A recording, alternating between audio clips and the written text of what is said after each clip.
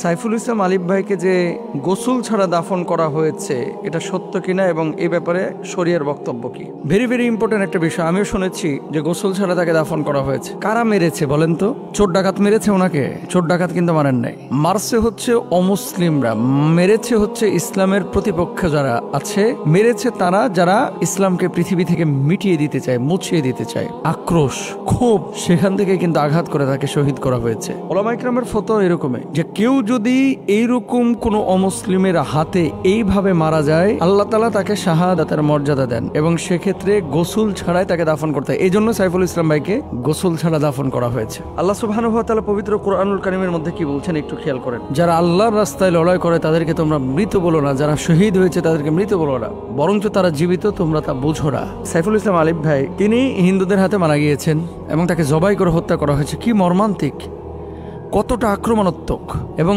কতটা হিংস্রভাবে তার উপরে হামলে পড়েছিল হাইওয়ানগুলা।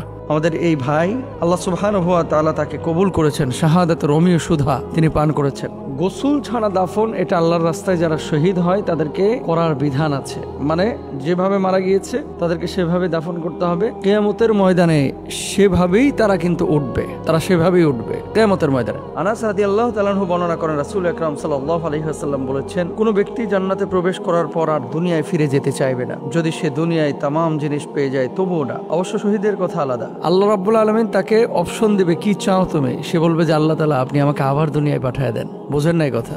একজন মানুষ দুনিয়া থেকে যখন ইন্তেকাল করে আখিরাতে যাবে, আখিরাতে যাওয়ার পরে এই মানুষটা যখন জান্নাতে প্রবেশ করবে, জান্নাতে প্রবেশ করার পরে মানুষজনকে আল্লাহ সুবহানাহু ওয়া তাআলা জিজ্ঞেস করবে আর কি চাও তুমি? এই মানুষগুলো তখন বলবে যে আল্লাহ সমস্ত নাজ নিয়ামতগুলো আমি পেয়েছি, আমার কোনো কিছু চাওয়ার নাই। জান্নাত থেকে আর বের হতে চাইবে না। কিন্তু শহীদকে যখন অপশন দেওয়া হবে, শহীদ বলবে যে আল্লাহ আপনি আবার আমাকে দুনিয়ায় পাঠিয়ে দেন, আমি আবার যাব, আবার লড়াই করব, আবার শহীদ হব, আবার জান্নাতে আসব, আবার লড়াই করব দুনিয়ায় গিয়ে, আবার শহীদ হব, আবার জান্নাতে আসব।